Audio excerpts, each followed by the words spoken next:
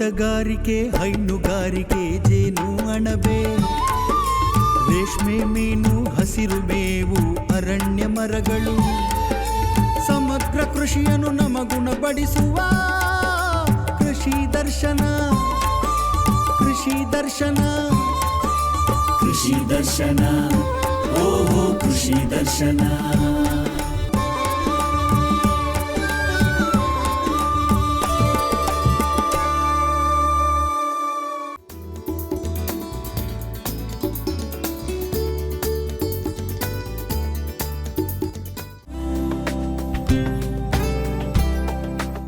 ಹಸಿರು ಮನೆಯಲ್ಲಿ ತರಕಾರಿ ಉತ್ಪಾದನೆ ಮಾಡೋದ್ರಿಂದ ಹೆಚ್ಚಿನ ಇಳುವರಿ, ಉತ್ತಮ ಗುಣಮಟ್ಟ, ಹಾಗೆ ವರ್ಷದ ಎಲ್ಲ ಕಾಲದಲ್ಲಿಯೂ ಸಹ ತರಕಾರಿ ಬೆಳೆಯನ್ನು ನಮ್ಮ ರೈತ ಬಾಂಧವರು ಬಹಳ ಸುಲಭವಾಗಿ ಬೆಳೆಯಬಹುದಾಗಿರುತ್ತೆ. ಹೆಚ್ಚಾಗಿ ಈ ವಿನ್ಯಾಸವನ್ನು ಬೇಸಿಗೆಯ ಅತಿಯಾದ ಶಾಖ, ಮಳೆಗಾಲದಲ್ಲಿ ಅತಿಯಾದಂತಹ ಮಳೆ, ಜೊತೆಗೆ ಕೀಟಗಳ ಸಂರಕ್ಷಣೆಗಾಗಿ ಈ ಒಂದು ಹಸಿರು ಮನೆಯನ್ನು ಬಳಸಲಾಗುತ್ತೆ. ಆರಂಭಿಕ ವೆಚ್ಚವನ್ನು ಕಡಿಮೆ ಮಾಡೋದಕ್ಕಾಗಿ ನೈಲಾನು ಅಥವಾ ನೆರಳಿನ ನೆಟ್ ಹೌಸ್ಗಳನ್ನು ರಚಿಸಿಕೊಂಡು ದೊಣ್ಣೆ ಮೆಣಸಿನಕಾಯಿಯನ್ನು ಅಥವಾ ಬದನೆಕಾಯಿಯನ್ನು ನಮ್ಮ ರೈತ ಬಾಂಧವರು ಉತ್ತಮವಾಗಿ ಬೆಳೆಯಬಹುದು. ನೆಟ್ ಹೌಸ್ನ ತಂತ್ರಜ್ಞಾನ ಕಡಿಮೆ ಮಳೆ ಬೀಳತಕ್ಕಂಥ ಪ್ರದೇಶಕ್ಕೆ ಮತ್ತು ಹೆಚ್ಚಿನ ಉಷ್ಣವಿರತಕ್ಕಂಥ ಪ್ರದೇಶಕ್ಕೆ ಹೆಚ್ಚು ಸೂಕ್ತವಾಗಿರುತ್ತೆ. ಸಾಮಾನ್ಯವಾಗಿ ನೆಟ್ ಹೌಸನ್ನು 8x6 ಸೆಂಟಿಮೀಟರ್ ಗಾತ್ರದ 12 ಅಡಿ ಎತ್ತರದ ಕಲ್ಲಿನ ಕಂಬಗಳನ್ನು ಉಪಯೋಗಿಸಿ ಕಂಬಗಳ ಮೇಲೆ GI ತಂತಿಗಳನ್ನು ಶೆಡ್ ನೆಟ್ನ ಬೆಂಬಲಕ್ಕೆ ಉಪಯೋಗಿಸಿ ನಿರ್ಮಿಸಿಕೊಳ್ಳಬಹುದು. ಮೇಲ್ಭಾಗವನ್ನು 50% UV ಕಿರಣಗಳನ್ನು ತಡೆಯತಕ್ಕಂಥ ಶಕ್ತಿ ಇರತಕ್ಕಂಥ ಶೇಡ್ ನೆಟ್ಗಳನ್ನು ರೈತ ಬಾಂಧವರು ಉಪಯೋಗಿಸ್ಕೊಳ್ಬೇಕಾಗುತ್ತೆ. 1 ಚದರ ಮೀಟರ್ ನೆಟ್ ಹೌಸ್ ನಿರ್ಮಿಸಲು ಸುಮಾರು 250 ರೂಪಾಯಿ ಖರ್ಚು ಬೀಳಬಹುದಾಗಿರುತ್ತೆ. ಇನ್ನು ಪಾಲಿ ಹೌಸ್ ನಿರ್ಮಿಸ್ಕೊಳ್ಳೋದಕ್ಕೆ ಸಹಜವಾಗಿ ಗಾಳಿ ಆಡತಕ್ಕಂಥ ಪಾಲಿ ಹೌಸ್ಗಳನ್ನು ಹಿತವಾದ ಹವಾಗುಣ ಇರತಕ್ಕಂಥ ಪ್ರದೇಶದಲ್ಲಿ ವರ್ಷದ ಎಲ್ಲ ಕಾಲದಲ್ಲಿಯೂ ಸಹ ತರಕಾರಿಯನ್ನು ಬೆಳೆಯಲು ಅಳವಡಿಸ್ಕೊಳ್ಬಹುದಾಗಿರುತ್ತೆ.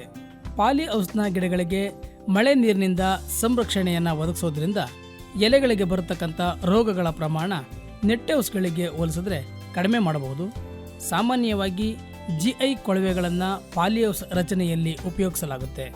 ಆದರೆ ಕೆಲವು ಸಂದರ್ಭದಲ್ಲಿ ಆರಂಭಿಕ ವೆಚ್ಚವನ್ನು ಕಡಿಮೆ ಮಾಡೋದಕ್ಕೆ ನಮ್ಮ ರೈತ ಬಾಂಧವರು ಮರದ ದಿಮ್ಮಿಗಳಿಂದಲೂ ಪಾಲಿ ಹೌಸ್ಗಳನ್ನು ರಚಿಸಿಕೊಳ್ಳಬಹುದಾಗಿರುತ್ತೆ.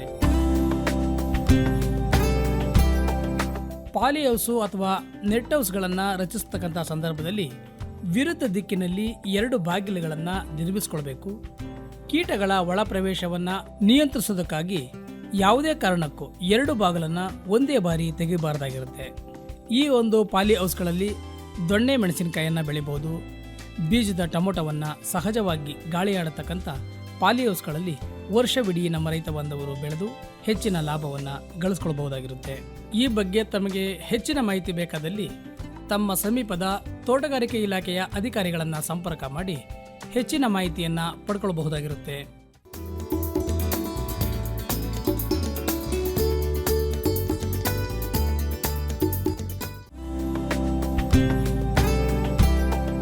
ಚಿಕ್ಕಬಳ್ಳಾಪುರ ಜಿಲ್ಲೆಯ ಚಿಂತಾಮಣಿ ತಾಲೂಕಿನ ಸಿಂಗನಹಳ್ಳಿ ಗ್ರಾಮದ ಪ್ರಗತಿಪರ ಕೃಷಿಕರಾದ ರಾಜಗೋಪಾಲ ರೆಡ್ಡಿ ಅವರು ಅಲಂಕಾರಿಕ ಸೇವಂತಿಗೆ ಹೂವಿನ ಕೃಷಿಯಲ್ಲಿ ಗಮನಾರ್ಹ ಸಾಧನೆ ಮಾಡಿದ್ದಾರೆ. ಸೂಕ್ತ ತಂತ್ರಜ್ಞಾನ, ಸರಿಯಾದ ಬೆಳೆ ನಿರ್ವಹಣೆ ಹಾಗೂ ಮಾರುಕಟ್ಟೆ ಅರಿವಿನ ಮೂಲಕ ಅವರು ಉತ್ತಮ ಉತ್ಪಾದನೆ ಪಡೆದು ಲಾಭದಾಯಕ ಆದಾಯವನ್ನು ಗಳಿಸುತ್ತಿದ್ದಾರೆ. ವೀಕ್ಷಕರೇ ನಮಸ್ಕಾರ. ಕೃಷಿ ದರ್ಶನ ಕಾರ್ಯಕ್ರಮಕ್ಕೆ ತಮ್ಮೆಲ್ಲರಿಗೂ ಆತ್ಮೀಯವಾದಂಥ ಸ್ವಾಗತ. ಇಂದಿನ ಕೃಷಿ ದರ್ಶನ ಕಾರ್ಯಕ್ರಮದಲ್ಲಿ ಚಿಕ್ಕಬಳ್ಳಾಪುರ ಜಿಲ್ಲೆ ಚಿಂತಾಮಣಿ ತಾಲೂಕಿನಲ್ಲಿರುವಂತಹ ಕೃಷಿ ವಿಜ್ಞಾನ ಕೇಂದ್ರದ ವಿಜ್ಞಾನಿಗಳಾದಂತಹ ಡಾಕ್ಟರ್ ಅಮೋಘವರ್ಷ ಚಿತ್ತರಗಿ ಅವರು ಮಾಹಿತಿಯನ್ನು ನೀಡಲಿದ್ದಾರೆ. ಅವರ ಮಾಹಿತಿಯನ್ನು ಪಡ್ಕೊಳ್ಳೋಣವಾ? ಪ್ರಿಯ ವೀಕ್ಷಕರೇ ನಮಸ್ಕಾರ.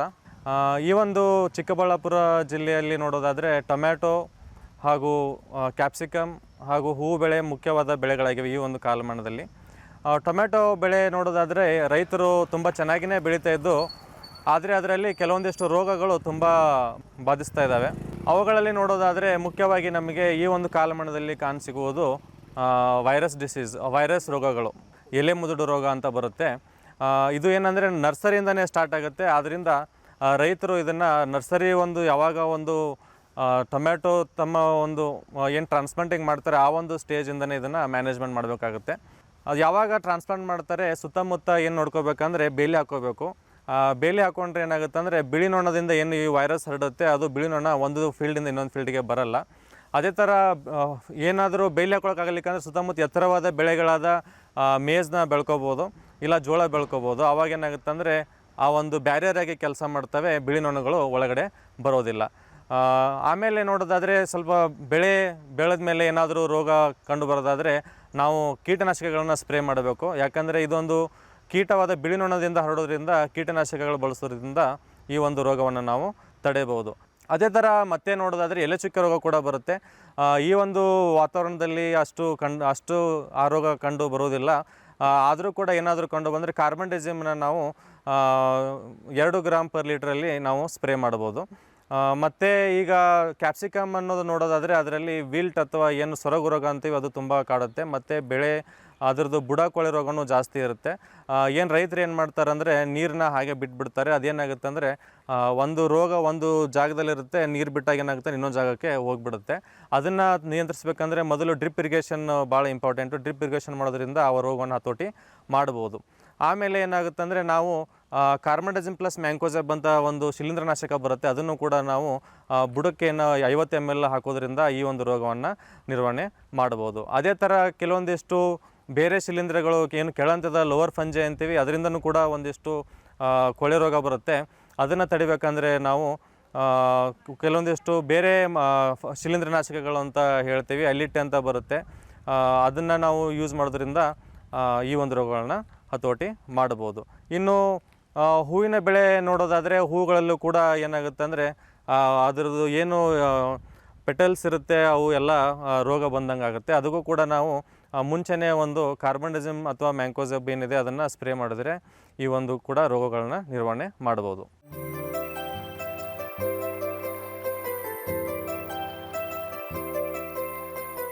ರೈತ ಬಾಂಧವರೇ, ಚಿಕ್ಕಬಳ್ಳಾಪುರ ಜಿಲ್ಲೆಯಲ್ಲಿರುವಂತಹ ಚಿಂತಾಮಣಿ ತಾಲೂಕಿನ ಕೃಷಿ ವಿಜ್ಞಾನ ಕೇಂದ್ರದ ವಿಜ್ಞಾನಿಗಳಾಗಿರುವಂತಹ ಡಾಕ್ಟರ್ ಅಮೋಘ ವರ್ಷ ಚಿತ್ತರ್ಗಿ ಅವರು ನೀಡಿದಂಥ ಮಾಹಿತಿಯನ್ನು ಕೇಳಿದ್ರಲ್ಲ, ಅದೇ ರೀತಿಯಲ್ಲೇ ಇದೇ ಚಿಕ್ಕಬಳ್ಳಾಪುರ ಜಿಲ್ಲೆ ಚಿಂತಾಮಣಿ ತಾಲೂಕಿನಲ್ಲಿರುವಂತಹ ಪ್ರಗತಿಪರ ರೈತರು, ಅದರಲ್ಲೂ ಕೂಡ ಸೇವಂತಿಗೆಯ ಹೂವನ್ನು ಬೆಳೆಯೋದ್ರ ಮೂಲಕ ಅವರು ತಮ್ಮ ಬದುಕನ್ನು ಕಟ್ಕೊಂಡಿರುವಂತಹ ಪ್ರಗತಿಪರ ರೈತರು ರಾಜಗೋಪಾಲ ರೆಡ್ಡಿಯವರು. ಬನ್ನಿ ಅವ್ರನ್ನ ಮಾತನಾಡಿಸೋಣ.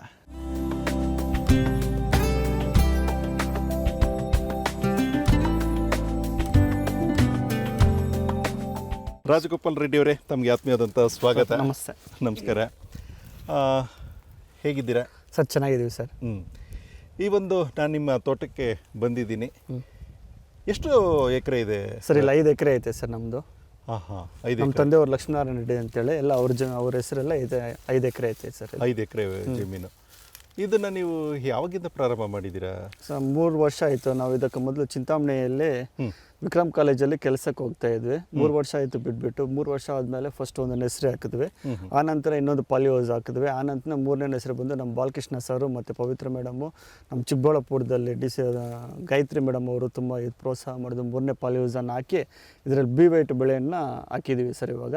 ಮತ್ತು ಅದ್ರ ಪಕ್ಕದಲ್ಲಿ ದೊಡ್ಡದು 160ಕ್ಕೆ 60 ಅಡಿ ಕೃಷಿ ಹೊಂಡವನ್ನು ಮಾಡಿ 10 ಅಡಿ ಡೀಪು ನೀರೆಲ್ಲ ಶೇಖರಣೆ ಮಾಡೋದಕ್ಕೆ ಇದು ಮಾಡ್ತಾ ಇದ್ದೀವಿ ಸರ್ ಇವಾಗ. ಈಗ ನೀವು ಇಷ್ಟೆಲ್ಲ ಹೇಳ್ತಾ ಇದ್ದೀರಲ್ಲ, ನೀವು ಈಗ ಒಟ್ಟಿನಲ್ಲಿ ನೀವು ಪ್ರಾರಂಭ ಮಾಡಿದ್ದು ಅಂತಂದರೆ ಈ ಹಿಂದೆ ವ್ಯವಸಾಯ ಮಾಡ್ತಿದ್ದು ಯಾರಾಗಿದ್ರೆ? ಸರ್ ನಮ್ಮ ತಂದೆಯವರು ಲಕ್ಷ್ಮೀನಾರಾಯಣ ರೆಡ್ಡಿ ಅವರು ಮಾಡ್ತಾರೆ. ತಂದೆಯವ್ರು ಮಾಡ್ತಿದ್ರು, ನೀವೇನು ಓದಿದ್ದೀರಾ? ನಾವು BBM ಕಂಪ್ಲೀಟ್ ಮಾಡಿದ್ದೀವಿ. ಮತ್ತೆ ಆ ಥರ ಇದ್ಕೊಂಡು ನೀವು BBM ಎಲ್ಲ ಹೇಳಿ ಯಾಕೋಸ್ಕರ ನೀವು ಅದನ್ನು ಬಿಟ್ಟು ಇಲ್ಲಿ ಬರೋದಕ್ಕೆ ಮನಸ್ಸು? ಏನಿಲ್ಲ, ಕೃಷಿಯಲ್ಲಿ ಇದರಲ್ಲಿ ಸ್ವಲ್ಪ ನೆಮ್ಮದಿ ಇರುತ್ತೆ ಅಂತೇಳಿ, ಸ್ವಂತ ಕೆಲಸ ಇರುತ್ತೆ, ಒಬ್ಬರು ಕೆಳಗಡೆ ಏನು ಕೆಲಸ ಮಾಡೋದಿರ ಅಂತೇಳಿ ಸ್ವಲ್ಪ ಮಾವಿನ ತೋಪೆಲ್ಲ ಇತ್ತು, ಅದನ್ನು ನೋಡಿಕೊಂಡು ಮತ್ತು ನೆಸ್ರಿ ಪಾಲಿಯೋಸು ಬೆಳೆಗಳು ಇಟ್ಕೊಂಡು ಇದನ್ನು ಮೇಂಟೈನ್ ಮಾಡ್ಕೊಂಡು ಬರ್ತಾ ಇದ್ದೀವಿ ಸರ್. ಅನಂತರ ಮತ್ತು ನಮ್ಮ ಊರಕ್ಕೆ ಸಿಂಗನಹಳ್ಳಿ ಗ್ರಾಮಕ್ಕೆ ಮೊದಲನೇ ಬೋರ್ ಹಾಕ್ಸಿದ್ದು ನಾವೇ. ಆನಂತರ ನಾವು ಅವಾಗ ಮೊದಲಿಂದ ಆಲೂಗಡ್ಡೆ ಟೊಮಾಟೊ ಜಾಸ್ತಿ ಬೆಳೀತಾ ಇದ್ವಿ. ಆನಂತರ ನೀರು ಕಮ್ಮಿ ಆಗಿದ ತಕ್ಷಣ ಬಿಟ್ಬಿಟ್ಟು ಎಲ್ಲ ಮಾವಿನ ಗಿಡಗಳು ಉಣಿದಿವೆ. ಇವಾಗ ಮತ್ತೆ ಸ್ವಲ್ಪ ನೀರು ಸ್ವಲ್ಪ ಡೆವಲಪ್ಮೆಂಟ್ ಆಗಿದ್ದಕ್ಕೆ ಮತ್ತೆ ಬೆಳೆಗಳು ಇಟ್ಕೊಂಡು ಸ್ವಲ್ಪ ಡೆವಲಪ್ಮೆಂಟ್ ಮಾಡ್ಕೊಳ್ತಾ ಇದ್ವಿ ಸರ್.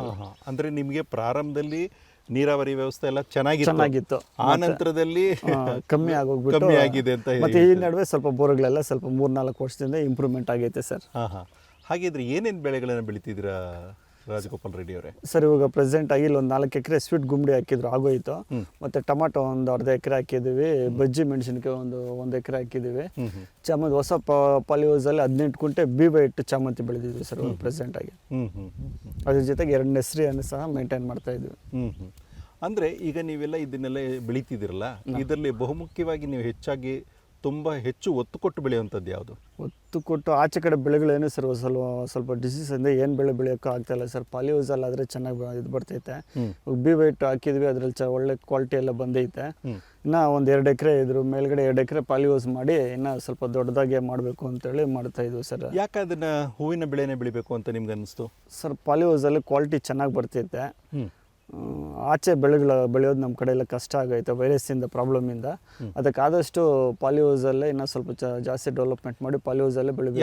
ಯಾವ ಬೆಳೆ ಬೆಳಿತೀರ ಅಂತ? ಸರ್ ಕ್ಯಾಪ್ಸಿಕಮ್ಮು ಇಲ್ಲ ಹೂ ಬೆಳಿಬೇಕು ಅಂತೇಳಿ ಇದು ಮಾಡ್ತಾ ಇದ್ದೀವಿ. ಯಾವ ಹೂವನ್ನು ಬೆಳಿತಿದ್ದೀರಾ? B white sir. B white ಅನ್ನೋ? ಹೌದು ಸರ್. ಹಾಂ. ಈಗ ನೀವು ಬಿ ವೈಟ್ ಅಂತ ನೀವೇನು ಹೇಳ್ತಿದ್ದೀರಾ ಬೆಳೆ, ಇದನ್ನು ಯಾವಾಗ ಬೆಳೆಯೋದಕ್ಕೆ ಪ್ರಾರಂಭ ಮಾಡಿ? ಸರ್ ನಾನು ಜನವರಿಯಲ್ಲಿ ಉಣ್ಣಕ್ಕೆ ಸ್ಟಾರ್ಟ್ ಮಾಡಿದ್ದು. 15,000 ಗಿಡ ಉಣಿದ್ವಿ. ಇವೆಲ್ಲ ಒಂದು 10 ದಿವಸದಲ್ಲಿ ಶಾಂಪಲ್ ಆಗುತ್ತೆ ಸರ್ ನಮ್ದು. ಈಗ ನೀವು ಇದನ್ನು ಬೆಳಿಬೇಕು ಅಂತ ನಿಮ್ಗೆ ಯಾರು ಹೇಳಿದ್ರು ಇದು ಬೆಳೆದ್ರೆ ತುಂಬ ಚೆನ್ನಾಗಿರುತ್ತೆ? ನಮ್ಮ ಚಿಂತಾಮಣಿಯಲ್ಲಿ ಪವಿತ್ರ ಮೇಡಮು ಮತ್ತು ಬಾಲಕೃಷ್ಣ ಅವರು ಬಿ ವೈಟ್ ಉಂಡ್ರಿ ಚೆನ್ನಾಗಿ ಆಗ್ತೈತೆ, ನಾನು ಕ್ಯಾಪ್ಸಿಕಮ್ ಉಣ್ಬೇಕು ಅಂದ್ಕೊಂಡಿದ್ದೆ. ಆ ಪವಿತ್ರ ಮೇಡಮ್ ಅವರು ಮತ್ತು ನಮ್ಮ ಬಾಲಕೃಷ್ಣ ಸರ್ ಇದ್ಕೊಂಡು ಅವರಿಬ್ಬರು ಬಿ ವೈಟ್ ಉಂಡ್ರಿ ಚೆನ್ನಾಗಾಗುತ್ತೆ ಅಂತೇಳಿ ಪ್ರೋತ್ಸಾಹ ಮಾಡಿದ್ರು ಸರ್ ನಮಗೆ. ಅಂದರೆ ಬೇಡಿಕೆ ಇದೆಯಾ ಹೂಗಳಿಗೆ? ಇವಾಗ ಪ್ರೆಸೆಂಟಾಗಿ 250ರಿಂದ 300 ರೂಪಾಯಿ ಹೋಗ್ತೈತೆ ಸರ್. ಇದೇ ರೇಟ್ ಇದ್ರೂ ಒಂದು 5-6 ಲಕ್ಷ ಅಷ್ಟು ಇದಾಗತ್ತೆ. ಹಾಗಿದ್ರೆ ಈಗ ನೀವು ಈ ಒಂದು ಪಾಲಿ ಹೌಸಲ್ಲಿ ನೀವೇನು ಬೆಳಿತಿದ್ದೀರಲ್ಲ, ಒಟ್ಟು ಎಷ್ಟು ಗಿಡಗಳನ್ನ ಅಲ್ಲಿ ನೆಡೋದಕ್ಕೆ ಸಾಧ್ಯ ಆಗಿದೆ? ಸರ್ 15,000 ಗಿಡಗಳು ನೋಡಿದೆ. ಎಷ್ಟು ವಿಸ್ತಾರ ಇದೆ ಆ ಪಾಲಿ ಹೌಸ್? ಇದು 18 ಕುಂಟೆ ಸರ್. 18 ಕುಂಟೆನಲ್ಲಿ? 18 ಕುಂಟೆಯಲ್ಲಿ. ಈಗ ಆ ಥರ ಇತ್ತು ಅಂತಂದರೆ ಈಗ ಗಿಡಗಳನ್ನೇನು ನೀವು ನೆಟ್ಟಿದ್ದೀರಲ್ಲ, ಅದು ನೆಡಬೇಕಾದ್ರೆ ಯಾವ ರೀತಿಯಲ್ಲಿ ನೀವು ಮೊದಲನೇದಾಗಿ ಆ ಮಣ್ಣನ್ನೆಲ್ಲ ಹೇಗೆ ನೀವು ಸಿದ್ಧತೆಯನ್ನು ಮಾಡ್ಕೊಂಡ್ರಿ? ಮೊದಲಿಗೆ ನಾವು ಕೊಟ್ಟಿಗೆ ಗೊಬ್ಬರ 2 ಲೋಡ್ ಹೊಡಿಸಿದ್ವಿ. ಅದಕ್ಕಿಂತ ಮುಂಚೆ ನೀವು ಅದನ್ನು ದೊಡ್ಡ ನೇಗ್ಲು ಹಾಕಿ ಉಳುಮೆ ಮಾಡಿಸಿದ್ವಿ, ಮತ್ತು ರೋಟ್ರಿ ಹಾಕ್ಸಿದ್ವಿ. ರೋಟ್ರಿ ಹಾಕಿದ ನಂತರ 2 ಲೋಡು ಟ್ರ್ಯಾಕ್ಟರ್ ಲೋಡು ಕೊಟ್ಟಿಗೆ ಗೊಬ್ಬರ 2 ಲೋಡ್ ಹಾಕ್ಸಿದ್ವಿ, ಮತ್ತು ಕೋಳಿ ಗೊಬ್ಬರ 2 ಲೋಡ್ ಹಾಕ್ಸಿದ್ವಿ. ಮತ್ತು ಅದಾದ ನಂತರ ರೋಟ್ರಿ ಎಲ್ಲ ಹಾಕ್ಸ್ಬಿಟ್ಟು ಬೆಡ್ಗಳೆಲ್ಲ ಹಾಕ್ಸ್ಬಿಟ್ಟು ಅದಕ್ಕೆ ಮತ್ತೆ ಗೋರ್ಮೆಂಟು ರಸಗೊಬ್ಬರಗಳು DAP, ಪೊಟ್ಯಾಶು, ಬೇವಿನ ಹಿಂಡಿ, ಹೊಂಗೆ ಹಿಂಡಿ ಇವೆಲ್ಲ ಬೆಡ್ಗಳಿಗೆ ಹಾಕಿ 15,000 ಗಿಡ ಬಿ ವೈಟ್ ಈಗ ನೀವು ಮಣ್ಣು ಇದು ಮಾಡಿದ್ರಲ್ಲ, ಹದ ಮಾಡಿದ್ರಲ್ಲ, ಆ ಹದ ಮಾಡುವಂಥ ಸಂದರ್ಭದಲ್ಲಿ ಏನು ಆಳ ಎಷ್ಟು ಇರಬೇಕು ಅಂತ ಏನಾದರೂ ಇದೆಯಾ? ಹೇಗೆ? ಆ ಥರ ಏನಿಲ್ಲ, ಅರ್ಧ ಅಡಿ ಬೆಡ್ ಹಾಕೋಬೇಕು ಸರ್. ಅದು ಅರ್ಧ ಅಡಿ ಅಂದರೆ ಎತ್ತರವಾಗಿ ಬೆಡ್ ಹಾಕೋಬೇಕು. ಹಾಕೊಳ್ಬೇಕಾಗುತ್ತೆ. ಅದ ನಂತರ ಡ್ರಿಪ್ ಎಲ್ಲ ಫಿಟ್ ಮಾಡಿಬಿಟ್ಟು ಈಗ ನೀವೇನು ಅತಿ ಎತ್ತರ ಅಂತ ಹೇಳಿದ್ರಲ್ಲ, ಅರ್ಧ ಅಡಿ ಅಂತ ನೀವೇನು ಹೇಳಿದ್ರಲ್ಲ ಎತ್ತರ ಇರುವಂಥದ್ದು, ಆ ಒಂದು ಸಾಲು ಮತ್ತೊಂದು ಸಾಲು ಎಷ್ಟು ನೀವು ಅಂತರ ಕೊಟ್ಟಿದ್ದೀರಾ? 2.5 ಅಡಿ ಕೊಟ್ಟಿದ್ದೀರಾ? ಹಾಂ. ಈ ಸಂದರ್ಭದಲ್ಲಿ ನೀವೇನು ಗೊಬ್ಬರಗಳೆಲ್ಲ ನೀವು ಹೇಳ್ತಾ ಇದ್ರಲ್ಲ, ಈ ಗೊಬ್ಬರ ಎಲ್ಲ ಮುಂಚೆನೆ ಹಾಕಿ ಅದಕ್ಕೆಲ್ಲ ತಯಾರಿ ಮಾಡ್ಕೊಂಡಿದ್ರಾ, ಅಥವಾ ಈ ರೀತಿಯಲ್ಲಿ ಹಾಕಿದ ನಂತರ ಏನು ಎತ್ತರವಾಗಿ ನೀವು ಮಣ್ಣನ್ನ ಮಾಡ್ಕೊಂಡ್ರಲ್ಲ? ಬೆಡ್ ಎಲ್ಲ ಅದಾದ್ಮೇಲೆ ರಸಗೊಬ್ಬರಗಳೆಲ್ಲ ಹಾಕೊಂಡಿದ್ದು ಸರ್. ಹೌದಾ? ನಿಮಗೆ ಈ ಥರ ಹಾಕೊಳ್ಳೋಂಥ ಸಂದರ್ಭದಲ್ಲಿ ಈಗ ನೀವು ಪ್ರಾರಂಭದಲ್ಲಿ ಬೀಜಗಳು ಮುಖ್ಯವಾಗಿ ಬೇಕಾಗತ್ತೆ, ಹೌದಲ್ವಾ? ಈ ಬೀಜಗಳೆಲ್ಲ ಎಲ್ಲಿಂದ ತಂದ್ರಿ? ಬೀಜ ಇಲ್ಲ ಸರ್, ಇದು ಚಿಕ್ಕಬಳ್ಳಾಪುರದಲ್ಲಿ ಉಮೇಶ್ ಅನ್ನೋರ್ದು ನರ್ಸರಿ ಐತೆ, ಅಲ್ಲಿ ಅವ್ರ ನರ್ಸರಿಯಿಂದ ತರಿಸ್ಕೊಂಡಿದ್ದು ಇದು. ಅಂದರೆ ನೀವು ನರ್ಸರಿಯಿಂದ ಪ್ರಾರಂಭದಲ್ಲಿ ಗಿಡಗಳನ್ನ ತರಿಸ್ಕೊಂಡಿದ್ದು. ನಮ್ದು ಅದ ನರ್ಸರಿಗಳೈತೆ, ನಾವು ಹೂವು ಸಸಿ ಹಾಕ್ಕೊಳ್ಳಲ್ಲ. ನಾವು ಟೊಮಾಟೊ, ಬದನೆಕಾಯಿ, ಹೂಕೋಸು, ಗಡ್ಡೆಕೋಸು ಇಂಥ ನಾರುಗಳು ಹಾಕ್ಕೊಳ್ತೀವಿ. ಕ್ಯಾಪ್ಸಿಕಮ್ಮು, ಬಜ್ಜಿ ನಾರು ಇಂಥವುಗಳೆಲ್ಲ. ಇವು ಸಸಿಗಳು ಬಂದು ಚಿಕ್ಕಬಳ್ಳಾಪುರದ ನರ್ಸರಿಗಳಲ್ಲಿ ಬೇಡಿಕೆ ಜಾಸ್ತಿ. ಸೊ ಅದು ನಾವು ಎಲ್ಲ ಆ ಕಡೆಯಿಂದ ತರಿಸ್ಕೊಂಡು ಇದು ಮಾಡಿದ್ದು. ಈಗ ನೀವು ಗಿಡಗಳನ್ನು ಹೂವಿನ ಗಿಡನ ನೆಟ್ರಲ್ಲ, ನೆಡುವಂಥ ಸಂದರ್ಭದಲ್ಲಿ ಒಂದು ಗಿಡಕ್ಕೆ ಮತ್ತು ಮತ್ತೊಂದು ಗಿಡ ಎಷ್ಟು ಅಂತರ ಇದೆ ಅಂತೀರಾ? ಅರ್ಧ ಅಡಿ ಸರ್. ಅರ್ಧ ಅಡಿ ಸಾಕಾಗುತ್ತೆ? ಅರ್ಧ ಅಡಿ ಸಾಕು ಸರ್. ಬಿ ವೈಟ್ಗೆ 1.5 ಅಡಿ ಕೊಡಬೇಕು. ಬೆಡ್ಗೆ 3 ಲೈನ್ ಬರ್ತೈತೆ, 3 ಲೈನ್ ಉಣ್ಕೋಬೇಕು. 3 ಡ್ರಿಪ್ ಆಗಿಬಿಟ್ಟು 3 ಸಸಿಗಳನ್ನ ಉಣ್ಕೊಂಡು ಇದು ಮಾಡ್ಕೋಬೇಕು ಅರ್ಧ ಅಡಿಗೆ. ಅಂದರೆ ನಾನು ಕೇಳ್ತಿರೋದು, ಈಗ ಒಂದು ಗಿಡ ಹಾಕಿದ್ದೀರಾ, ಅದಾದ್ಮೇಲೆ ಮತ್ತೊಂದು ಗಿಡಕ್ಕೆ ಅರ್ಧ ಅಡಿ, ತುಂಬಾ ಚೆನ್ನಾಗಿ ಹೂವು ಬರಬೇಕು ಅನ್ನೋದಾದ್ರೆ ಅರ್ಧ ಅಡಿ ಇದ್ರೆ ಚೆನ್ನಾಗಿರುತ್ತೆ, 3/4 ಅಡಿ ಇದ್ರೆ 3/4 ಅಡಿ ಇದ್ರೆ ಚೆನ್ನಾಗಿರುತ್ತೆ. ಆ ಥರ ಇದ್ರೆ ನೀವೀಗ ಹೇಳಿದ್ರೆ 18 ಕುಂಟೆನಲ್ಲಿ ನಾನು ಬೆಳೀತಾ ಇದ್ದೀನಿ ಅಂತ ಅಂದ್ಬಿಟ್ಟು, ಎಷ್ಟು ಸಾಲುಗಳು ನಿಮ್ಗೆ ಈ ಥರದ್ದು ಸಿಕ್ಕಿದೆ? 33 ಸಾಲು ಸಿಕ್ಕೈತೆ. 15,000 ಗಿಡ ಸರ್. ಒಂದು ಸಾಲಲ್ಲಿ ಎಷ್ಟು ಗಿಡಗಳನ್ನ ನೆಡೋದಕ್ಕೆ ಸಾಧ್ಯ ಆಗಿದೆ? 3,000 ಆ ಥರ 3,000 ಅನ್ಕೊಂಡ್ರು ಕೂಡ 4,000 ಹಾ. ಒಂದೊಂದು ಲೈನ್. ಆ ರೀತಿ ಅನ್ಕೊಂಡ್ರು ಕೂಡ ಈಗ ನೀವೇನು ನೆಟ್ಟಿದಿರಲ್ಲ, ಇದಕ್ಕೆ ನೀರಾವರಿ ಅನ್ನೋದು ಕೂಡ ತುಂಬಾ ಮುಖ್ಯ ಆಗುತ್ತೆ. ಹೌದು ಸರ್. ಈ ನೀರಾವರಿ ಸೌಲಭ್ಯ ಎಲ್ಲ ಹೇಗೆ ಮಾಡ್ಕೊಂಡ್ರಿ? ಅದೇ ಬೋರ್ವೆಲ್ಲಿಂದ ಡ್ರಿಪ್ ಇರಿಗೇಷನಲ್ಲಿ ನೀರು ಸೌಲಭ್ಯ ಬಿಡ್ತೀವಿ, ಡ್ರಿಪ್ ಮುಖಾಂತರವಾಗಿ ಬಿಡ್ತೀವಿ. ಹಾಂ ಹಾಂ. ಅಂದರೆ ಎಷ್ಟು ದಿವಸಕ್ಕೊಮ್ಮೆ ನೀರು ಬಿಡುವಂಥದ್ದು? ಸರ್ ಡೈಲಿ ಬಿಡ್ತೀವಿ ಸರ್, ಡೈಲಿ ಒಂದು ಹಾಫ್ ಆನ್ ಅವರ್ ಹಾಕ್ತೀವಿ ಅದಕ್ಕೆ. ಪ್ರತಿದಿನ ಬಿಡುವಂಥದ್ದು? ಪ್ರತಿದಿನ ಅಂದ್ರೆ ಯಾವ ಸಂದರ್ಭದಲ್ಲಿ ಬಿಡ್ತೀರಾ ನೀರನ್ನ? ಬೆಳಗ್ಗೆ ಹೊತ್ತು ಬಿಡ್ತೀವಿ ಸರ್, ಅದಷ್ಟು ಒಂದು 7 ರಿಂದ 8 ಗಂಟೆ ಒಳಗೆ. ಯಾಕೆ ಅದೇ ಮತ್ತೆ ಮಧ್ಯಾಹ್ನ ಅಥವಾ ಸಂಜೆ ಆ ಥರದಕ್ಕಿಂತ ಬೆಳಿಗ್ಗೆ ಹೊತ್ತು ಯಾಕೆ ಅದನ್ನ ಆಯ್ಕೆ ಮಾಡ್ಕೊಂಡಿದ್ದೀರಿ? ಗಿಡಗಳಿಗೆ ನೀರು ಬಿಡಬೇಕಾದ್ರೆ ಪಾಲಿ ಹೌಸಲ್ಲಿ ನನ್ನ ಪ್ರಕಾರ ಬೆಳಗ್ಗೆ ಸಾಯಂಕಾಲ ಬಿಟ್ಟರೆ ತಣ್ಣಗಿರ್ತೈತೆ, ಮಧ್ಯಾಹ್ನ ಹೊತ್ತಾದ್ರೆ ಹಬ್ಬ ಜಾಸ್ತಿ ಹೀಟ್ ಜಾಸ್ತಿ ಇರ್ತೈತೆ, ಅಂದ್ರೆ ಬಿಡಬಾರ್ದು ಆವಿ ಇರ್ತೈತೆ ಅಂತೇಳಿ ಬೆಳಗ್ಗೆ ಸಾಯಂಕಾಲದ ಹೊತ್ತು ಬಿಡ್ತೀವಿ ಸರ್ ನಾವು. ಅಂದ್ರೆ ತೇವಾಂಶ ಅನ್ನುವಂಥದ್ದು ಜಾಸ್ತಿ ಹೊತ್ತು ಮಣ್ಣಲ್ಲಿ ಇರಬೇಕು ಅನ್ನೋದಾದ್ರೆ ಹೌದು. ಬೆಳಿಗ್ಗೆ ಸಮಯ ತುಂಬಾ ಸೂಕ್ತ, ಮತ್ತೆ ಸಂಜೆ ಹೊತ್ತು ಸೂಕ್ತ. ಹೌದೌದು. ಮಧ್ಯಾಹ್ನ ಆದ್ರೆ ಏನಾಗುತ್ತೆ, ಅದೆಲ್ಲವೂ ಕೂಡ ಆವಿ ಆಗುವಂಥದ್ದು ಅವಕಾಶಗಳೇ ಜಾಸ್ತಿ ಇರುತ್ತೆ ಅಂತ ತಾವು ಹೇಳ್ತಾ ಇದ್ರ. ಸರಿ. ಒಂದು ಗಿಡಕ್ಕೆ ಎಷ್ಟು ಬೀಳ್ತು ಅಂತ ಹೇಳಿದ್ರೆ? ₹3 ಬೀಳ್ತೈತೆ ಒಂದು ಸಸಿ ಬಂದು. ಒಂದು ಸಸಿ ₹3. ಈಗ ನೀವು ಈ ರೀತಿಯಲ್ಲಿ ನೀರನ್ನ ಬಿಟ್ರಿ, ಗೊಬ್ಬರ ಹಾಕಿದ್ರಿ, ಇದಕ್ಕೇನಾದ್ರೂ ಜೀವಾಮೃತ ಇರಬಹುದು ಅಥವಾ ಆ ಥರದ್ದು ಏನಾದ್ರು ಕೂಡ ಅದಕ್ಕೇನಾದ್ರೂ ಹಾಕ್ತೀರಾ ಹೇಗೆ? ಸರ್ ಹಾಕ್ತೀವಿ ಸರ್, ಜೀವಾಮೃತ ಬಿಟ್ಟಿದ್ವಿ. ಅಂದ್ರೆ ಯಾವ ರೀತಿಯಲ್ಲಿ ಅದನ್ನ ತಯಾರು ಮಾಡ್ಕೊಳ್ತೀರಾ? ಯಾವ ಸರ್ ಇಲ್ಲ, ಇಲ್ಲಿ ನಮ್ಮ ಚಿಂತಾಮಣಿ ಪಕ್ಕದಲ್ಲಿ ನಮ್ಮ ಫ್ರೆಂಡ್ ಒಬ್ರು ರೆಡಿ ಮಾಡ್ಕೊಂಡಿದ್ರು, ಅವ್ರ ಹತ್ರ ಸ್ವಲ್ಪ ತೊಗೊಂಡು ಬಂದು ಡ್ರಿಪ್ ಮುಖಾಂತರವಾಗಿ ಬಿಟ್ಟಿದ್ವಿ. ಅಂದ್ರೆ ಎಷ್ಟು ಲೀಟರ್ ತೊಗೊಂಡ್ಬರ್ತೀರಾ ಹೇಗೆ? ಸರ್ 5 ಲೀಟರ್ 2 ಸಾರಿ ಬಿಟ್ಟಿದ್ದೀನಿ. ಹೌದಾ? ಅಂದ್ರೆ ಎಷ್ಟು ದಿವಸಕ್ಕೊಂದ್ಸರಿ ಅದನ್ನ ಜೀವಾಮೃತ ಹಾಕ್ತೀರಾ? ಸರ್ ನಾವು 15 ದಿವಸಕ್ಕೆ ಫಸ್ಟಲ್ಲಿ ಬಿಟ್ಟೆ, ಇವಾಗ ಏನಿಲ್ಲ ಮಲ್ಟಿಪ್ಲೆಕ್ಸ್ ಅಂತೇಳಿ ಆರ್ಗ್ಯಾನಿಕ್ ಇವೆಲ್ಲ ಬಿಡ್ತಾ ಇದ್ದೀನಿ. ಅದಕ್ಕೆ ಮೊದಲು ಜೀವಾಮೃತ 15 ದಿವಸಕ್ಕೆ 2 ಸಾರಿ ಬಿಟ್ಟಿದ್ದೆ, 15 ದಿವಸ ಗಿಡಗಳಿದ್ದಾಗ. ಇದ್ರ ಜೊತೆಗೆ ಮತ್ತೊಂದು ತಾವು ಹೇಳಿದ್ರಿ, ಯಾವುದದು? ಮಲ್ಟಿಪ್ಲೆಕ್ಸ್. ಈ ಥರದ್ದನ್ನು ಕೂಡ ನೀವು ಹಾಕ್ತಾ ಇದ್ದೀರಾ? ಹೌದು. ಓಕೆ. ಈ ರೀತಿ ನೀವು ಹಾಕುವಂಥ ಸಂದರ್ಭದಲ್ಲಿ ಈಗ ಆ ಹೂವು ತುಂಬ ಚೆನ್ನಾಗಿ ಬರಬೇಕು ಅನ್ನೋದಾದರೆ, ಯಾಕೆಂದರೆ ಸಾಮಾನ್ಯವಾಗಿ 2 ನಾವು ನೋಡ್ತೇವೆ, ಒಂದು ರೋಗಗಳಿರಬಹುದು ಅಥವಾ ಕೀಟಗಳಿರಬಹುದು. ಈ ಬಹುಮುಖ್ಯವಾಗಿ ನಾವು ರೋಗಗಳ ಬಗ್ಗೆ ಮಾತಾಡೋದಾದರೆ ಯಾವ ರೋಗಗಳು ಸಾಮಾನ್ಯವಾಗಿ ತಗೊಳ್ಳುವಂಥದ್ದು ಹೆಚ್ಚಾಗಿರುತ್ತೆ? ಟ್ರಿಪ್ಸು ಒಂದು ಬರ್ತೈತೆ ಸರ್, ಅದನ್ನು ಕಂಟ್ರೋಲ್ ಆಚೆ ಆದರೆ ಟ್ರಿಪ್ಸು ಮೈಟ್ಸು ಇವೆಲ್ಲ ಜಾಸ್ತಿ ಇರ್ತೈತೆ. ಪಾಲಿಯೋಸಲ್ಲಿ ಇವೆಲ್ಲ ರೋಗಗಳು ನಿಯಂತ್ರಣ ಆಗುತ್ತೆ ಸರ್. ಎಲ್ಲ ಸುತ್ತಲೂ ಮೆಸ್ ಇರುತ್ತೆ, ನಾವು ಬಾಗಿಲು ಓಪನ್ ಮಾಡೋದು ಕಮ್ಮಿ ಇರುತ್ತೆ, ಅದರಿಂದ ಕಮ್ಮಿ ಇರುತ್ತೆ ಸರ್ ರೋಗಗಳು, ಅಷ್ಟೊಂದು ಇರಲ್ಲ ಪಾಲಿಯೋಸಲ್ಲಿ. ನೀವೇ ನೋಡಿದ್ರಲ್ಲ ಇವಾಗ ಯಾವ ಥರ ಹೂವೆಲ್ಲ ಯಾವ ಥರ ಐತೆ ಅಂತೇಳಿ ಚೆನ್ನಾಗಿ ಬರ್ತೈತೆ ಸರ್ ಕ್ವಾಲಿಟಿ. ಅಂದರೆ ರೋಗಗಳು ಏನು ಅಂತ ಅದರಿಂದ ಭಯ ಪಡೋ ಅವಶ್ಯಕತೆ ಏನಿಲ್ಲ ಸರ್, ಪಾಲಿಯೋಸಲ್ಲಿ ಏನಿಲ್ಲ. ಏನೇ ಬೆಳೆ ಬೆಳೆದ್ರು ನಾವು ಚೆನ್ನಾಗಿ ಬೆಳ್ಕೊಬೋದು ಪಾಲಿಯೋಸಲ್ಲಿ. ಮೇನ್ ಏನು ಅಂದರೆ ಚೆನ್ನಾಗಿ ಉಳುಮೆ ಮಾಡಿ ಸ್ವಲ್ಪ ದಿವಸ ಬಿಟ್ಬಿಟ್ಟು ಕೊಟ್ಟಿಗೆ ಗೊಬ್ಬರ ಮೇಯ್ನು ಯೂಸ್ ಮಾಡ್ಬೇಕು ಸರ್. ನಾವು ಏನೇ ಬೆಳೆ ಇಟ್ರು ಕೊಟ್ಟಿಗೆ ಗೊಬ್ಬರನ ಯೂಸ್ ಮಾಡಬೇಕು. ಅಂದರೆ ಈ ಕೊಟ್ಟಿಗೆ ಗೊಬ್ಬರ ಹಾಕೋದ್ರಿಂದ ತುಂಬ ಚೆನ್ನಾಗಿ ಫಸಲು ಬರುತ್ತೆ, ಮತ್ತು ಭೂಮಿಯಲ್ಲಿ ಫಲವತ್ತತೆ ಚೆನ್ನಾಗಿರುತ್ತೆ. ಅದಕ್ಕೇನಾದ್ರೂ ವ್ಯವಸ್ಥೆ ಮಾಡ್ಕೊಂಡಿದ್ದೀರಾ ನಿಮ್ಮ ಹತ್ರ? ಏನಾದರೂ ಹಸುಗಳು ಆ ಥರದ್ದು? ಸರ್ ಹಸುಗಳು ಕುರಿಗಳು ಮನೆ ಹತ್ರ ಇತ್ತು, ಅದು ಮನೆ ಹತ್ರ ಸ್ವಲ್ಪ ಇಕ್ಕಟ್ಟಾಗಿದ್ರಿಂದ ಇವಾಗ ನಾವು ಇರೋ ಜಾಗದಲ್ಲೇ ಒಂದು ನಾಟಿ ಕೋಳಿ ಇಲ್ಲಿ ಮಾಡ್ತಾ ಇದ್ವಿ, ಮತ್ತು ಕುರಿಗಳಿಗೂ ಮಾಡ್ತಾ ಇದ್ವಿ, ಹಸುಗಳಿಗೂ ಮಾಡ್ತಾ ಇದ್ವಿ. ಎಲ್ಲ ಇವಾಗ ನೆಕ್ಸ್ಟ್ ಪ್ಲಾನಿಂಗ್ ಅದೇ ಸರ್, ಎಲ್ಲ ಮಾಡ್ತಾ ಇದ್ವಿ ಇಲ್ಲೇ ನಾವು ಇರೋ ಜಾಗದಲ್ಲೇ. ಈಗ ನಿಮಗೆ ಅಷ್ಟೇ ಸಾಕಾಗುತ್ತಾ ಅಥವಾ ಇನ್ನೂ ಏನಾದ್ರು ಬೇರೆ ಕಡೆಯಿಂದ ಹೊರಗಡೆಯಿಂದ ಏನಾದ್ರು ತರಿಸ್ಕೋತೀರಾ ಗೊಬ್ಬರ ಅನ್ನೋದು? ಹೌದು ಸರ್, ಆಚೆ ಕಡೆ ನಮ್ಮೂರಲ್ಲೇ ಸಿಗುತ್ತೆ. ನಮ್ಗೆ ಡೈಲಿ ಒಂದು 5-6 ಜನ ಲೇಬರ್ ಬರ್ತಾರೆ, ಅವ್ರದ್ದು ಹಸುಗಳೆಲ್ಲ ಐತಲ್ಲ, ಅವ್ರ ಹತ್ರನೇ 1-2 ಲೋಡ್ ತೊಗೊಳ್ತಾ ಇರ್ತೀವಿ. ಈಗ ಇದಕ್ಕೆಲ್ಲ ಎಷ್ಟು ಖರ್ಚು ಬೀಳ್ತಾಗಿದ್ರೆ ಈ ಪಾಲಿಥಿನ್ ಇದನ್ನ ಮಾಡೋದಕ್ಕೋಸ್ಕರ? ಸರ್ 16 ಲಕ್ಷ ಆಗೈತೆ, 8 ಲಕ್ಷ ಸೊಂಪಿಗೆ ಬೆಳೆಗೆ ಮತ್ತು ಪಾಲಿಯೋಸ್ಗೆ 9,60,000 ಸಬ್ಸಿಡಿ ಬಂದೈತೆ. ನಂತರ ನಮ್ಮ ಕೈಯಿಂದ ಒಂದು 6-7 ಲಕ್ಷ ನಾವು ಸ್ವಂತ ಬಂಡವಾಳ ಹಾಕ್ಕೊಂಡಿದ್ದೀವಿ. ಒಟ್ಟು ನಿಮಗೆ ಸರ್ಕಾರದಿಂದನೇ ಒಂದಷ್ಟು ಸಬ್ಸಿಡಿ? ಹೌದು ಸರ್, ಹತ್ರ 10 ಲಕ್ಷ ಬಂದೈತೆ ಸಬ್ಸಿಡಿ. ಆ ಒಂದು ಇದರಿಂದ ನೀವು ಇಷ್ಟೆಲ್ಲ ಮಾಡೋದಕ್ಕೆ ಸಾಧ್ಯ ಆಗಿದೆ ಸರ್.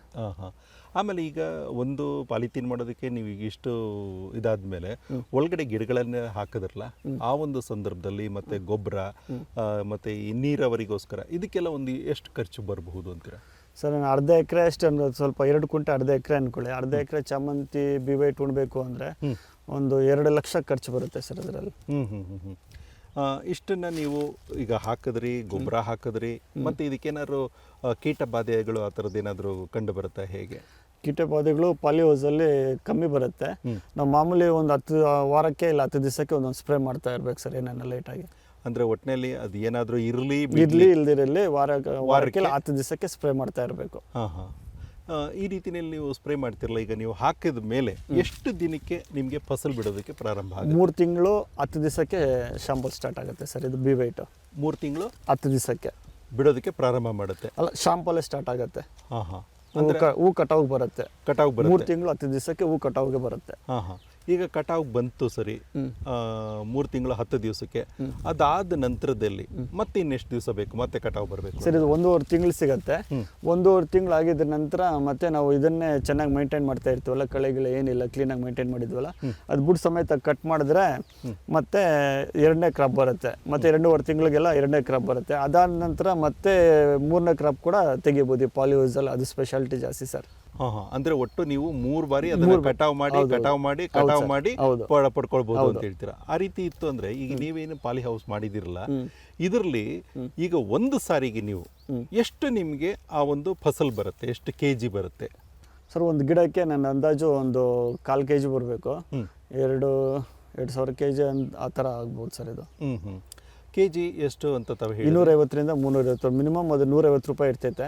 350ರಿಂದ ಅದು ಸೀಸನ್ ಡಿಮ್ಯಾಂಡ್ ಏನಾದ್ರು ಜಾಸ್ತಿ ಹೋದ್ರೆ 700-800 ರೂಪಾಯಿದಂಗೆ ಕೊಟ್ಟು ಹೋಗ್ತೈತೆ. ಇವಾಗಿರೋ ರೇಟ್ 250-300 ರೂಪಾಯಿ ಅಂದ್ರೂ ಕನಿಷ್ಠ ಒಂದು 5-6 ಲಕ್ಷ ಎದ್ದೇಳುತ್ತೆ ಸರ್ ಅದರಲ್ಲಿ ನಮಗೆ. ಅಂದ್ರೆ ನಿಮಗೆ ಕನಿಷ್ಠ ಅಂದ್ರೆ ಒಂದು 3 ತಿಂಗಳಿಗೆ 4 ತಿಂಗಳಿಗೆಲ್ಲನೂ ಕೂಡ ಒಂದು 3-4 ಲಕ್ಷ ರೂಪಾಯಿ ನಿಮಗೆ ಅದರಿಂದ ಲಾಭ ಸಿಗುತ್ತೆ.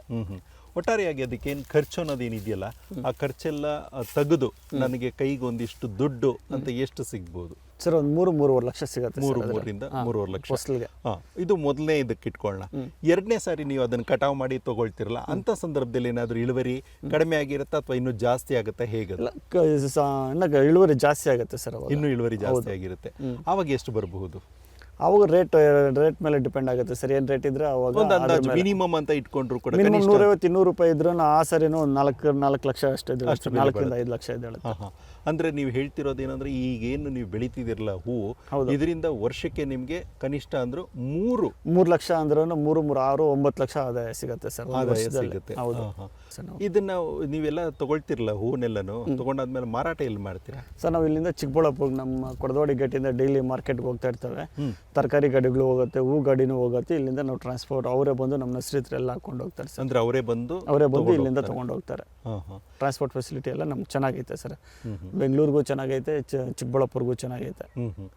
ಈಗ ನೀವು ಇಲ್ಲೇನೋ ಇಷ್ಟಕ್ಕೆ ಮಾರಾಟ ಮಾಡ್ತೀರಾ, ಅದೇ ಹೂಗಳು ಹೊರಗಡೆ ಅವ್ರು ಎಷ್ಟಕ್ಕೆ ಮಾರಾಟ ಮಾಡ್ತಾರೆ ಸರ್? ನಮ್ಮ ಹತ್ರ ರೈತರ ಹತ್ರ ಒಂದು 250 ತೊಗೊಂಡ್ರೆ ಆಚೆ 350-400 ರೂಪಾಯಿ ಸೇಲ್ ಮಾಡ್ತಾ ಇರ್ತಾರೆ ಸರ್. ಈ ಹೂವು ಕೇರ್ಪುರ ಮಾರ್ಕೆಟಲ್ಲೇ ಒಂದು 100-150 ರೂಪಾಯಿ ಜಾಸ್ತಿನೇ ಇರ್ತೈತೆ ನಮ್ಗಿನ್ನ.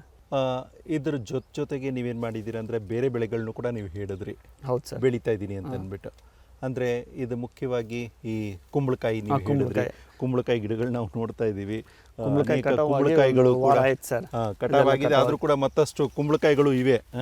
ನಾನು ಅದನ್ನು ನೋಡ್ತಾ ಇದ್ದೀನಿ. ನಾನು ಇದ್ರ ಜೊತೆಗೆ ಮಾವಿನ ಮರಗಳು ಕೂಡ ಐತೆ ಸರ್. ಆಪ್ಕಾಮ್ಸ್ ಇಲ್ಲ ಬೆಂಗಳೂರಿಗೆ ಆಗ್ಬೇಕು ಸರ್. ಎಲ್ಲ ಮಲ್ಲಿಕ ಐತೆ, ಬಾದಾಮಿ ಐತೆ, ಬೆಂಗಳೂರು ಐತೆ, ಬೇನಿಶ್ ಐತೆ. ನಾವು ತೋಟ ಯಾವತ್ತೂ ಮಾರಲ್ಲ, ಸ್ವಂತ ಕೀಳ್ಬಿಟ್ಟು ಸ್ವಂತ ಬೆಂಗಳೂರು ಮಾರ್ಕೆಟ್ಗೆ ಹಂಗೆ ಆಗ್ತೀವಿ ಸರ್. ನೇರವಾಗಿ ನೀವೇ ಮಾರ್ಕೆಟ್? ಹೌದು. ಈ ಮಾರ್ಕೆಟ್ ಹೇಗೆ ಕಂಡು ಹಿಡ್ಕೊಂಡ್ರಿ ನೀವಾಗಿದ್ರೆ ಈ ರೀತಿನೆಲ್ಲ? ನಮ್ಮ ತಂದೆಯವರು ಎಲ್ಲ ಸಾಗಿಸೋದು ಕಷ್ಟ ಅಂತೇಳಿ ತೋಟದ ಮೇಲೆ ಕೊಟ್ಬಿಡ್ತಾ ಇದ್ರು. ನಾವು ತೋಟದ ದಳ್ಳಾಳಿಗಳು ಮಾಡಿದ್ರೆ 1 ಲಕ್ಷ 1.5 ಲಕ್ಷ ತೊಗೊಳ್ತಾ ಇದ್ರು. ಅದೇ ನಾವು ಸ್ವಂತ ಕಿತ್ತು ಹಾಕಿದ್ರೆ ನಮಗೆ ಅದರ ಡಬಲ್ ಆದಾಯ ಬರ್ತೈತೆ ಸರ್. 3 ಲಕ್ಷ ಅಷ್ಟು ಬರ್ತೈತೆ. 1.5 ಲಕ್ಷ ಕೊಡೋ ತೋಟನ ನಾವೇ ಸ್ವಂತ ಕಿತ್ತು ಮಾಡಿದ್ರೆ ಒಂದು 3 ಲಕ್ಷ ಅಷ್ಟು ನಮ್ಗೆ ಆದಾಯ ಬರ್ತೈತೆ. ತುಂಬ ಒಳ್ಳೆಯದಾಯಿತು. ಈ ರೀತಿಯಲ್ಲಿ ಇವಾಗ ನೀವು ಹೇಳಿದ್ರಿ ಬೇರೆ ಬೇರೆ ಜಾತಿಗಳು ಅಂತ ಅಂದ್ಬಿಟ್ಟು, ಇದರಲ್ಲಿ ತುಂಬ ಹೆಚ್ಚು ನಿಮಗೆ ಹಣ ಕೊಡ್ತಿರೋಂಥ ಜಾತಿಯ ಮಾವಿನ ಹಣ್ಣು ನಮ್ಮ ತೋಟದಲ್ಲಿರೋ ಪಕ್ಕದ ಬಾದಾಮಿ, ಮಲ್ಲಿಕ ಒಳ್ಳೆ ಇದು ರೇಟ್ ಹೋಗುತ್ತೆ ಸರ್. ಎಷ್ಟು ಗಿಡಗಳನ್ನ ಹಾಕಿದಿರಾಗಿದ್ರೆ ಸರ್? ಮಲ್ಲಿಕ ಬಂದು ಇಲ್ಲಿ 4 ಎಕರೆಯಲ್ಲಿ 1 ಎಕರೆಗೆ ನಾವು ಗಿಡದಿಂದ ಗಿಡ, ಒಂದು ಕುಂಟೆಗೆ ಒಂದೇ ಗಿಡನೇ ನೆಟ್ಟಿರೋದು. ಅದರ ನಂತರ ನಾವು ಗಿಡ 1 ಎಕರೆಗೆ ಬಂದು 40 ಗಿಡ ನೆಟ್ಟಿದ್ವಿ. ಮಲ್ಲಿಕ ಬಂದು ಒಂದು 40, ಬೇನಿಶಾ ಬಂದು ಒಂದು 40, ಮಲ್ಲಿಕ ಎಲ್ಲ 40 ಗಿಡ ಹಾಕಿದ್ವಿ ಸರ್ ಎಕರೆಗೆ. ಒಟ್ಟಾರೆಯಾಗಿ ಗಿಡದಿಂದ ಗಿಡಕ್ಕೆ ತುಂಬಾ ಅಂತರ ಕೊಟ್ಟಿದ್ದೀವಿ ನಾವು. ಇವಾಗ ನೋಡ್ತಾ ಇದ್ರಲ್ಲ ನೀವು, ಗಿಡದಿಂದ ಗಿಡಕ್ಕೆ ತುಂಬಾ ಅಂತರ ಕೊಟ್ಟಿದ್ದೀವಿ. ಗಾಳಿ ಎಲ್ಲ ಚೆನ್ನಾಗಿ ಮಾತ್ರ ತುಂಬಾ ಚೆನ್ನಾಗಿ ಬರ್ತೈತೆ ಯಾಕೆಂದ್ರೆ ಅಂತರ ಕೊಟ್ಟಿರೋದ್ರಿಂದ. ಒಟ್ಟಾರೆಗೆ ನನಗೆ ಖುಷಿ ಕೊಡ್ತಿರೋದೇನಪ್ಪಾ ಅಂತಂದ್ರೆ, ನೀವೊಂದು ಕಾಲೇಜಿನಲ್ಲಿ ಅಲ್ಲೊಬ್ಬ ಗುಮಾಸ್ತನಾಗಿ ಕೆಲಸ ಮಾಡ್ತಿದ್ದಂಥವ್ರು ಅದನ್ನ ಬಿಟ್ಟು ನೀವು ವ್ಯವಸಾಯ ಮಾಡೋದು ನೀವೊಂದು ರೀತಿಯಲ್ಲಿ ಆದರ್ಶವಾಗಿದೆ. ಈಗ ನಾನು ನಿಮ್ಮನ್ನು ಕೇಳೋವಂಥ ಪ್ರಶ್ನೆ, ಈಗ ನೀವು ಕಾಲೇಜಲ್ಲಿ ಕೆಲಸ ಮಾಡೋವಂಥ ಸಂದರ್ಭದಲ್ಲಿ ಮತ್ತು ಈಗ ನೀವೊಬ್ಬ ರೈತನಾಗಿ ಕೆಲಸ ಮಾಡ್ತಿರೋವಂಥದ್ರಲ್ಲಿ, ಇವೆರಡರಲ್ಲಿ ಬಹುಮುಖ್ಯವಾಗಿ ನಿಮಗೆ ಈಗ ಅದು ಚೆನ್ನಾಗಿದೆ ಅನಿಸ್ತಿದ್ಯಾ ಅಥವಾ ಒಬ್ಬ ರೈತನಾಗಿ ಕೆಲಸ ಮಾಡ್ತಿರೋದು ನಿಮ್ಗೆ ತೃಪ್ತಿ ಇದೆಯಾ? ಯಾವ್ದ್ರಲ್ಲಿ ತೃಪ್ತಿ ಇದೆ? ರೈತನಾಗಿ ಕೆಲಸ ಮಾಡೋ ತೃಪ್ತಿ ಥರ ಆಯ್ತು ಹೌದಾ? ಅದೇ ರೀತಿಯಲ್ಲೇ ಮತ್ತೊಂದು ಪ್ರಶ್ನೆ ಏನು ಅಂದರೆ ಆದಾಯದ ವಿಷಯಕ್ಕೆ ಸಂಬಂಧಪಟ್ಟಂತೆ ನಾನು ಕೇಳ್ತಿರೋದು, ನಿಮ್ಗೆ ಅಲ್ಲಿ ಜಾಸ್ತಿ ಆದಾಯ ಸಿಗ್ತಿತ್ತಾ ಅಥವಾ ಇಲ್ಲಿ ಆದಾಯ ಜಾಸ್ತಿ ಸಿಗ್ತಿದ್ಯಾ? ನಾನಲ್ಲಿ ಒಂದು 14 ವರ್ಷ ಕೆಲಸ ಮಾಡಿರ್ತೀನಿ. 14 ವರ್ಷದಲ್ಲಿ ನನ್ನ ಸ್ಯಾಲ್ರಿ ಏನು ಪಡೆದಿರ್ತೀನೋ, ನಾನು ಬಂದಿಲ್ಲ ವ್ಯವಸಾಯಕ್ಕೆ ಮಾಡೋಕ್ಕೆ ಸ್ಟಾರ್ಟ್ ಆದಮೇಲೆ ನೆಸರೆ ಆಗಿರ್ಬೋದು, ಇನ್ನೊಂದಾಗಿರ್ಬೋದು, ವ್ಯವಸಾಯ ಆಗಿರ್ಬೋದು, ಟೊಮಾಟೊ ಆಗಿರ್ಬೋದು, ಏನಾಗಿರಲಿ 1 ವರ್ಷದಲ್ಲಿ ಸಂಪಾದನೆ ಮಾಡಿರ್ತೀನಿ. ಅಂದ್ರೆ 14 ವರ್ಷ ನೀವು ಏನಲ್ಲಿ ಸಂಬಳ ತಗೊಂಡ್ರೋ ಅದನ್ನ ಇಲ್ಲಿ ಕೇವಲ 1 ವರ್ಷದಲ್ಲಿ. ಅಂದ್ರೆ ಈಗ ನಾನು ನಿಮ್ಗೆ ಮುಖ್ಯವಾಗಿ ಇನ್ನೊಂದು ಪ್ರಶ್ನೆ ಕೇಳೋದು, ನಮ್ದು 14 ವರ್ಷ ವೇಸ್ಟ್ ಆದಂಗೆ ಅಲ್ಲಿ ಸುಮ್ಮನೆ. ಅಂದ್ರೆ ಈಗ ನಿಮ್ಗೊಂಥರ ಪ್ರಾಯಶ್ಚಿತ್ತ ಅಂತ ಅನ್ನೋ ರೀತಿಯಲ್ಲಿ ನಿಮ್ಗೆ ಅನ್ಸಿರುತ್ತೆ, ಯಾಕಾದ್ರೆ ನಾನು ಅಲ್ಲಿ ಅದ್ರ ಬದಲು ನನ್ನ ಭೂಮಿನಲ್ಲೇ ಚಿನ್ನ ಮತ್ತಷ್ಟು ಬೆಳಿಬಹುದಿತ್ತಲ್ಲ ಅಂತ ಅಂದ್ಬಿಟ್ಟು ನಿಮ್ಗೆ ಅನ್ಸಿರುತ್ತೆ. ಆಗಿದ್ರೆ ಈಗ ನಾನು ನಿಮ್ಮನ್ನ ಕೇಳ್ತಿರೋದು ಇದೇ ರೀತಿಯಲ್ಲೇ ಇನ್ನೂ ಅನೇಕರು ಯುವಕರು, ವಿದ್ಯಾವಂತರು ಅವರೆಲ್ಲ ಹೋಗಿ ಇದು ಏನು ನಗರಗಳಲ್ಲಿ ಆ ಕೆಲಸ ಈ ಕೆಲಸ ಅಂತಾರಲ್ಲ, ಅಂಥವ್ರು ನೀವು ಏನು ಹೇಳೋದಕ್ಕೆ ಇಷ್ಟಪಡ್ತೀರಾ? ಏನಿಲ್ಲ, ಒಬ್ರ ಹತ್ರ ಕೆಲಸ ಮಾಡೋದಕ್ಕಿಂತ ನಮ್ಮದು ಅಂತ ಏನನ್ನ ಇದ್ರೆ ಚೆನ್ನಾಗಿರ್ತೈತೆ. ನಮ್ಮ ಹತ್ರ ಒಂದು 10 ಕುಂಟೆ ಇರಲಿ, 20 ಕುಂಟೆ ಇರಲಿ, ಅದಕ್ಕೆ ತಕ್ಕಂಗೆ ನಾವೇ ಏನೋ ಒಂದು ವ್ಯವಸಾಯನೋ ಇಲ್ಲ ಕೋಳಿ ಸಾಕಾಣಿಕೆನೋ, ಹಸು ಸಾಕಾಣಿಕೆನೋ, ಮತ್ತೊಂದು ಹೆಚ್ಚಾಗಿ ಒಂದೇ ಸರಿ ದೊಡ್ಡದಾಗಿ ಮಾಡಿದಿರೋ ಚಿಕ್ಕದಾಗಿ ಮಾಡಿಕೊಂಡು ಚಿಕ್ಕದಾಗಿ ಹಂಗೆ ಬೆಳೆಯೋದು ಉತ್ತಮ ಅನಿಸುತ್ತೆ ಸರ್ ನನಗೆ. ನೋಡಿದ್ರಲ್ಲ ವೀಕ್ಷಕರೇ, ಒಬ್ಬ ವಿದ್ಯಾವಂತನಾಗಿ ರೈತರು ಅಂತಂದರೆ ಕೇವಲ ಅವಿದ್ಯಾವಂತರು ಅನ್ನೋಂಥ ಆ ಕಲ್ಪನೆ ಅನ್ನೋವಂಥದ್ದು ಬೇಕಾಗಿಲ್ಲ. ಕಾರಣ ಏನಪ್ಪ ಅಂತಂದರೆ ವಿದ್ಯೆ ಅನ್ನೋವಂಥದ್ದು ನಮ್ಮ ಬುದ್ಧಿಯನ್ನು ಬಳಸೋದಕ್ಕೆ ಬೇಕಾಗಿರುವಂಥ ಒಂದು ಸಾಧನವಾಗಿರುವಂಥದ್ದು. ಹಾಗಾಗಿ ಇಲ್ಲಿ ಒಬ್ಬ ರೈತ ಯಾವ ರೀತಿಯಲ್ಲಿ ತನ್ನ ವಿದ್ಯೆಯನ್ನು ಬಳಸ್ಕೊಂಡು ಮತ್ತಷ್ಟು ಅದರಲ್ಲಿ ಪ್ರಗತಿಯನ್ನು ಸಾಧಿಸಬಹುದು ಅನ್ನೋದಕ್ಕೆ ಪ್ರಗತಿಪರ ರೈತರಾಗಿ ಚಿಕ್ಕಬಳ್ಳಾಪುರ ಜಿಲ್ಲೆ ಚಿಂತಾಮಣಿ ತಾಲೂಕು ಸಿಂಗನಹಳ್ಳಿಯ ರಾಜಗೋಪಾಲ್ ರೆಡ್ಡಿಯವರು ತಮ್ಮ ಒಂದು ಅನುಭವವನ್ನು, ತಾವು ಬೇರೆ ಕಡೆ ವೃತ್ತಿಯನ್ನು ಮಾಡ್ತಾಯಿದ್ರು, ಅದನ್ನು ಬಿಟ್ಟು ನಾನೊಬ್ಬ ನಿಜವಾದ ರೈತನಾಗಿ ಹೇಗೆ ಪ್ರಗತಿಯನ್ನು ಸಾಧಿಸಬಹುದು ಅನ್ನೋದಕ್ಕೆ ಮಾದರಿಯಾಗಿದ್ದಾರೆ. ಅವರಿಗೆ ನಮ್ಮ ದೂರದರ್ಶನದ ಪರವಾಗಿ ಹಾಗೂ ನಮ್ಮೆಲ್ಲ ವೀಕ್ಷಕರ ಪರವಾಗಿ ಅನಂತ ಧನ್ಯವಾದಗಳನ್ನು ಹೇಳ್ತಾ ಕಾರ್ಯಕ್ರಮವನ್ನು ಮುಗಿಸ್ತಾ ಇದ್ದೇವೆ. ನಮಸ್ಕಾರ ಸರ್. ನಮಸ್ಕಾರ.